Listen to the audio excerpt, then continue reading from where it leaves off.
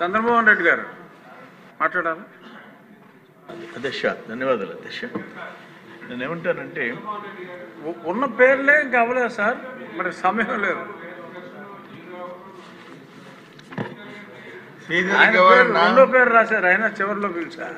అధ్యక్ష, the housing నేను short notice ఇచ్చాను, బిజినెస్ ఎక్కువ ఉండేందువల్ల అది రీచ్ కాలేకపోవచ్చు అధ్యక్ష.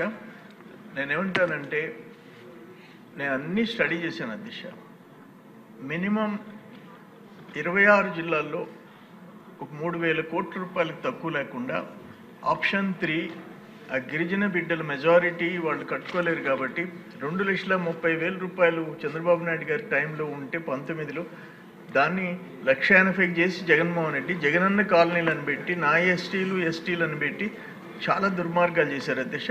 నెంబర్ 1 ఆ ల్యాండ్ ఎక్విషన్లో స్కామ్ జరిగింది. నెంబర్ 2 ఫిల్అప్ చేయటం సాయిల్ ఫిల్లింగ్లో జరిగింది. నెంబర్ 3 కన్స్ట్రక్షన్లో జరిగింది అధ్యక్ష. ఇంకా డీటెయిల్కి పోవాలంటే నాకు మినిమం ½ అన్ అవర్ టైం కావాలి అధ్యక్ష. అందుకని ఏంటంటే నేను సిట్టు మీ ద్వారా ప్రభుత్వాన్ని నేను వేడుకుంటుండా ఆ గిరిజన బిడ్డలు ఆ ఇళ్లలో బతకలేరు, బేస్మెంట్లు లేవు, కమ్ములు లేవు, సిమెంట్ ఒక ఇంటికి 96 బస్తాలు అయితే 3 ఇళ్ళకి వాడారు, కింద నేల మీద బేస్మెంట్ కట్టిని నేను సాక్షాత్ మంత్రి గారిని తీసుకుపోయి చూపించాను.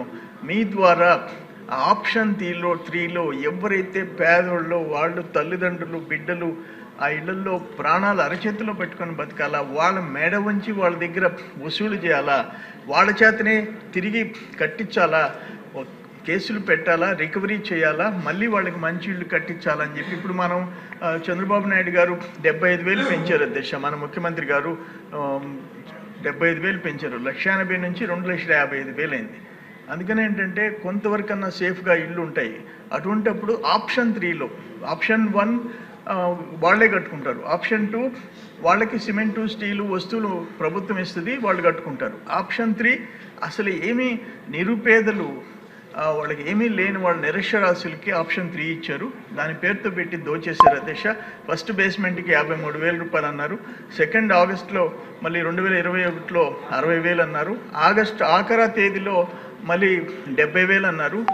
ఒక్క బేస్మెంట్లోనే 30,000 40,000 దోచేసుకుని 3,000 కోట్లు మినిమం 3,000 కోట్ల రూపాయలు మనం కానీ సిట్ ఎంక్వైరీ చేస్తే అంటే మా జిల్లాలో నేను ముఖ్యమంత్రి గారు సాక్షాత్ ముఖ్యమంత్రి గారిని అడిగి విజిలెన్స్ ఎంక్వైరీ చేయించాను.